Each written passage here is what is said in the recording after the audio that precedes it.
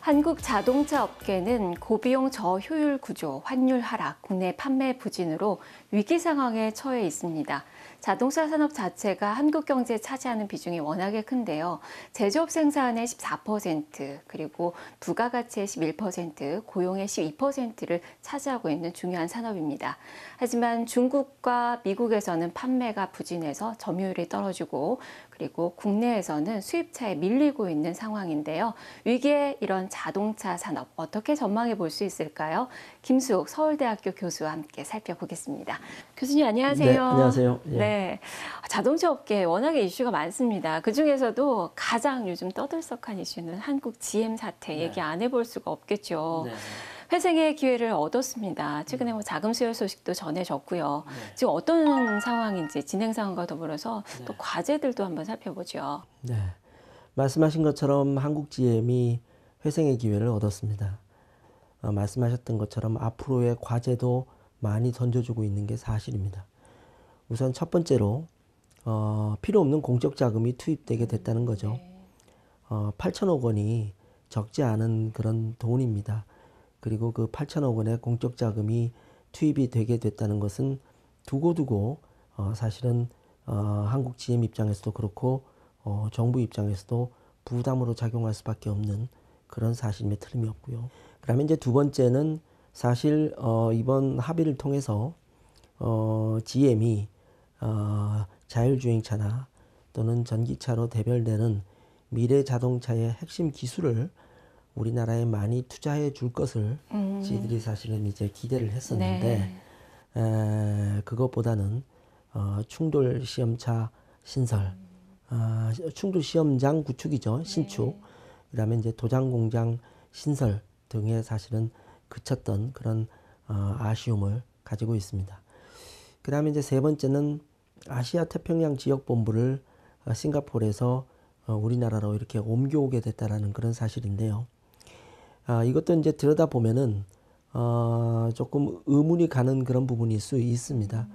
왜냐하면 이미 그 아시아 태평양 지역 본부가 있던 싱가포르의 핵심 인력들이 이미 이제 중남미로 많이 빠져나간 상태에서 사실은 유명무실한 그런 상태였는데 그런 아시아 태평양 지역 본부를 우리나라에 유치를 하게 됐다라고 하는 게 얼마만큼 실효성이 있겠느냐.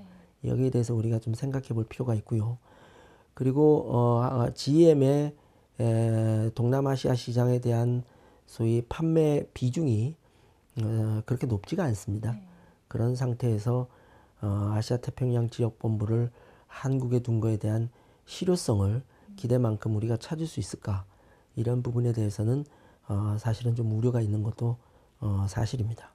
앞으로가 더 중요하겠죠. 네.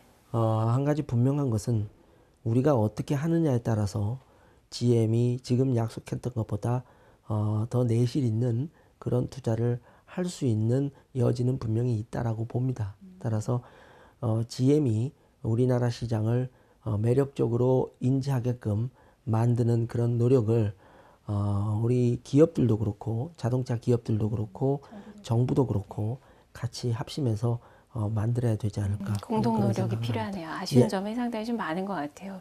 보면 지금이 워낙에 지금 내수 판매도 어렵잖아요. 거기다가 뭐 딜러들도 이탈하고 있다는 소식들이 계속 좀 들려오고 있는 상황이고, 뭐 전체적으로 보더라도 지금 공적 자금은 투입이 됐지만 기대가 별로 되는 부분이 없다는 점, 그런 점에서 본다면 새로운 마스터 플랜이 경쟁력 강화를 위해서 좀 필요하겠구나라는 그 생각을 좀 가져보게 되네요.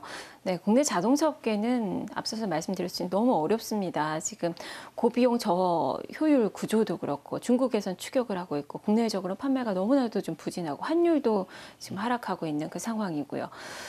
이런 가운데 지금 위기 상황이라는 이야기 계속 좀 들려오고 있는데 실질적으로 좀 자동차 업계들 실적도 안 좋게 또 발표가 된 그 상황이고요.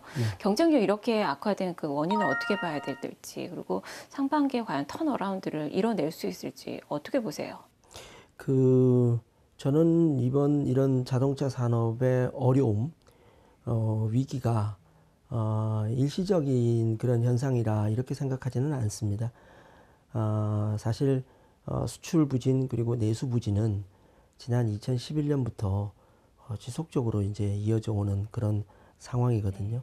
그래서 이게 이제 구조적으로 사실은 자동차 산업이 위기에 처해 있다라고 하는 그런 반증이기 때문에 이거를 단기간에 턴어라운드 하기는 사실은 좀 어렵지 않겠느냐라고 하는 게 제 생각입니다.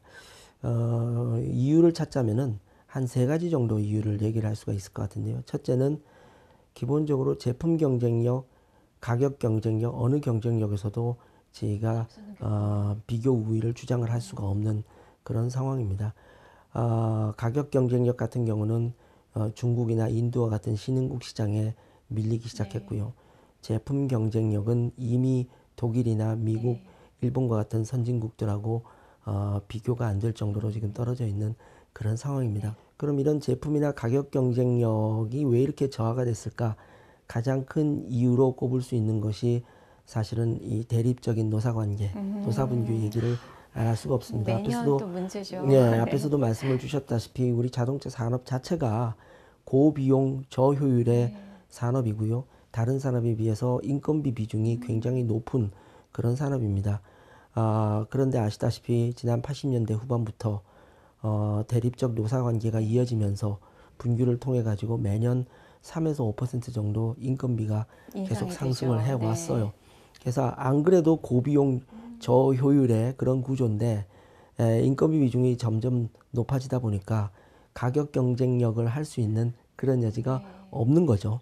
그런데다가 선진국과 비교해서 제품 경쟁력을 가지려면은 R&D에 투자를 많이 해야 되는데 인건비 비중이 점점 높아지다 보니까 R&D에 투자할 수 있는 여력도 줄어들게 되는 거죠. 또 하나 우리가 짚고 넘어가야 될 것은 우리 규제 문제입니다. 우리나라가 사실은 자동차 산업을 굉장히 빠른 시간 내에 급성장을 시켰습니다.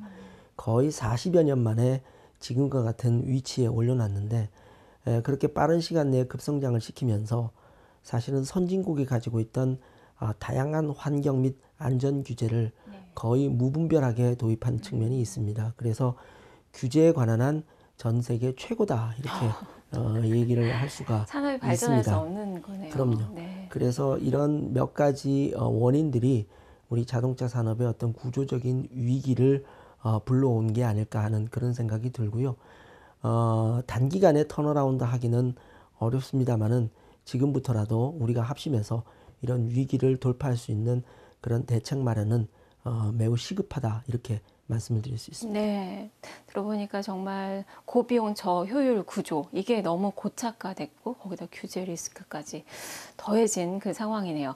자동차 산업이 워낙에 우리 경제에 미친 영향이 크잖아요. 한국 경제도 이로 인해서 좀 적신호가 좀 켜진 것 같아요. 그런 측면에서 본다면 그 한국 경제에 미친 영향을 어떻게 좀 살펴볼 수 있을까요? 말씀하셨다시피 이 자동차 산업을 일명 우리가 기간 산업이라고 얘기하고요. 이거는 우리나라뿐만 아니라 전 세계적으로 자동차 산업을 인더스트리 오브 인더스트리라고 얘기합니다. 산업 중의 산업이다. 네, 전후방 다 연관이 돼 있잖아요. 예, 그래서 일종의 산업 연관 효과도 다른 산업과 비교해 볼 수 없을 정도로 큰 산업이 자동차 산업입니다. 따라서 자동차 산업이 위기라는 얘기는 결국 우리나라 제조업 자체가 위기에 직면해 있다 이렇게 얘기해도 과언이 아닐 그런 상황이다 이렇게 이제 말씀을 드릴 수가 있습니다. 네, 워낙에 지금 요즘 뭐 제조업 관련된 그 지표들도 지표로서 다 보여지고 있는 그 상황이에요.